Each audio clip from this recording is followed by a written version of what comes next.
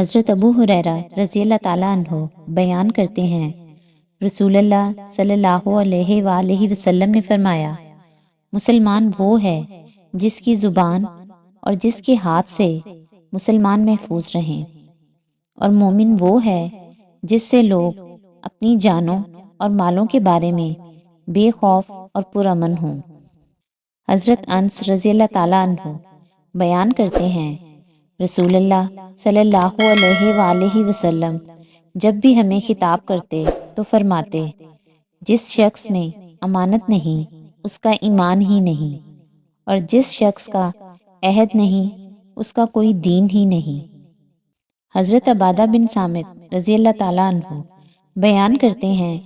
میں نے رسول اللہ صلی اللہ علیہ وآلہ وسلم کو فرماتے ہوئے سنا، جو شخص گواہی دے کہ اللہ کے سوا کوئی معبود برحق نہیں اور محمد صلی اللہ علیہ وآلہ وسلم اللہ کے رسول ہیں، اللہ نے اس کو جہنم پر حرام کر دیا ہے۔ حضرت جابر رضی اللہ تعالیٰ عنہ بیان کرتے ہیں، رسول اللہ صلی اللہ علیہ وآلہ وسلم نے فرمایا، دو خصلتیں باعث معجب ہیں۔ کسی شخص نے عرض کیا، اللہ کے رسول وہ دو معجب کیا ہیں؟ آپ صلی اللہ علیہ وآلہ وسلم نے فرمایا، جو شخص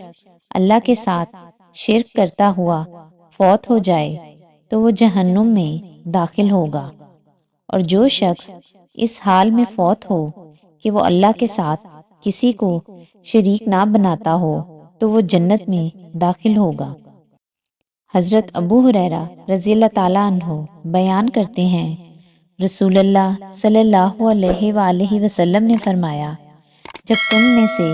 کوئی اپنے اسلام کو سنوار لے تو اس کا ہر نیک عمل 10 گنا سے 700 گنا تک بڑھا کر لکھا جائے گا، جبکہ اس کی ہر برائی اتنی ہی لکھی جائے گی حتیٰ کہ وہ اللہ سے جا ملے۔